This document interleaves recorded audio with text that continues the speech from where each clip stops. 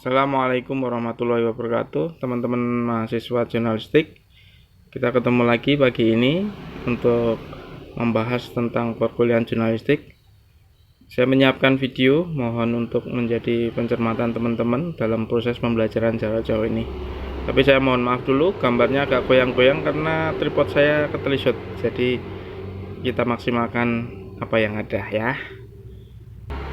Kutipan yang menarik yang saya mau sampaikan ke teman-teman, seperti yang juga naskah materi yang sudah saya kirim pekan lalu, kutipan dari Pramudia Anantatur, novelis, sastrawan yang meninggal beberapa tahun yang lalu, yang dia melewati masa beberapa generasi, sejak generasi Orde Baru, kemudian generasi reformasi beberapa presiden, dan dia adalah sastrawan kelas dunia.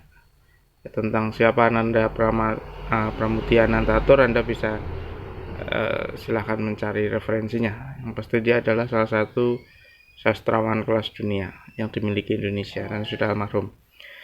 Orang boleh pandai setinggi langit, tapi selama ia tidak menulis, ia akan hilang dari sejarah.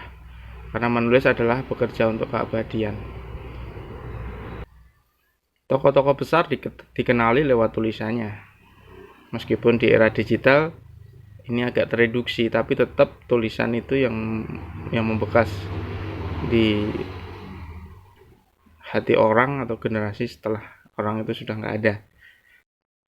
Pramudia juga bisa dikenali lewat tulisan-tulisannya yang banyak banget, dan beberapa karyanya sudah difilmkan.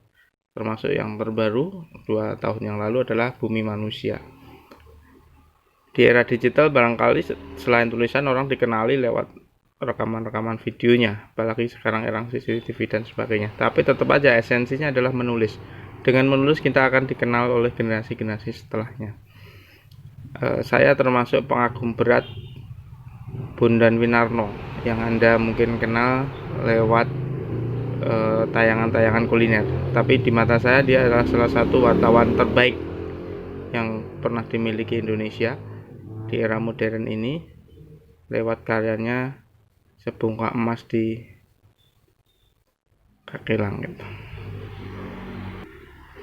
Tentang jurnalistik ya, seperti teman-teman bisa baca juga, secara etimologi berasal dari kata jurnal bahasa Perancis yang berarti catatan harian atau kejadian sehari-hari, yang bisa juga kemudian di perkembangan selanjutnya disebut sebagai surat kabar.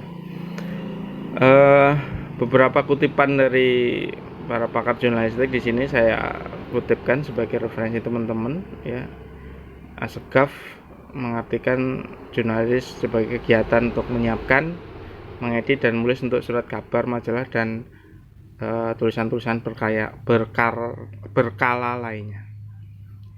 Kemudian Suhandang, dia mengartikan jurnalistik adalah bidang profesi yang mengusahakan penyajian informasi tentang kejadian atau kehidupan sehari secara berkala dan menggunakan sarana penerbitan yang ada. Jadi ada kata-kata sarana penerbitan, atau entah itu media apapun, ada mediumnya. Krida Laksana mengartikan jurnalistik sebagai pekerjaan mengumpulkan, menulis, menyunting, dan menyebarkan berita dan karangan untuk surat kabar, majalah, media massa lainnya seperti radio dan televisi. McDougall mengartikan jurnalistik sebagai kegiatan menghimpun berita, mencari fakta, dan melaporkan peristiwa. Jadi kemudian secara umum jurnalistik bisa kita artikan sebagai kegiatan mencari, memperoleh, memiliki, menyimpan, mengolah, dan menyampaikan informasi baik dalam bentuk tulisan, suara, dan gambar, serta data dan grafik, maupun dalam bentuk lainnya yang menggunakan media cetak, media elektronik, dan segala jenis saluran yang tersedia lainnya. Jadi titik poinnya, selain ada kegiatan-kegiatan mencari, mengolah berita tadi, ada titik poinnya adalah mediumnya, yaitu menggunakan media apa? Bisa media cetak, media elektronik, dan segala jenis saluran yang lainnya. Kalau kemudian sekarang eranya digital, maka mediumnya adalah lewat digital tadi, yang pengembangannya luar biasa cepat. Teman-teman barangkali justru lebih mengenal digitalnya untuk anak-anak yang generasi sekarang. Anda mungkin nggak kenal dengan media cetak, elektronik mungkin sekarang masih bisa merasakan, melihat, tetapi digital barangkali yang paling luar biasa terasa dampaknya di era modern ini. Jurnalisme sangat penting dimanapun dan sampai kapanpun. Saya selalu menekankan bahwa mediumnya mungkin bisa berganti-ganti.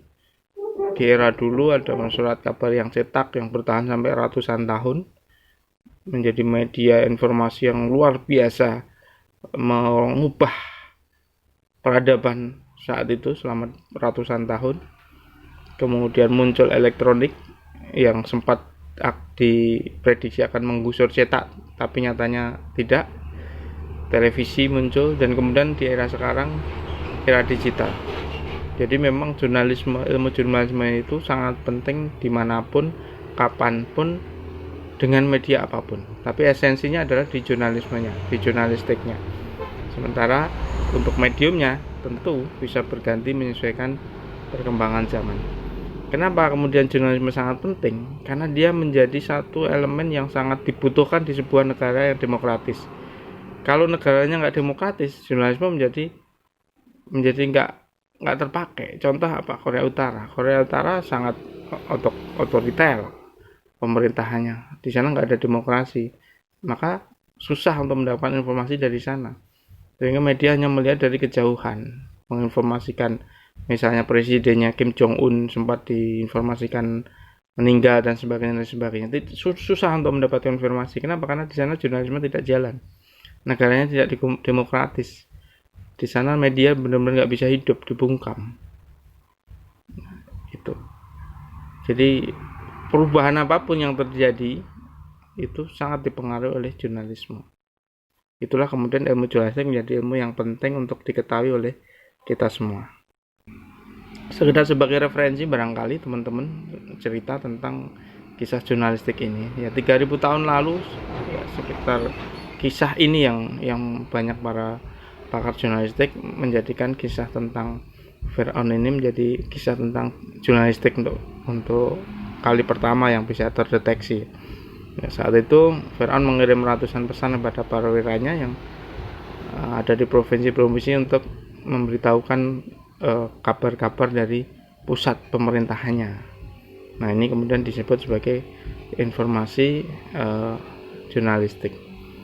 Kemudian 2000 tahun setelah itu ya di Roma misalnya, ini juga ada kebijakan-kebijakan harian, peraturan pemerintah, informasi tentang kelahiran kematian yang diinformasikan secara resmi dengan ditempel di tempat-tempat umum. Ini yang juga kemudian pakar jurnalistik menyebut sebagai cikal bakal ilmu tentang jurnalistik itu.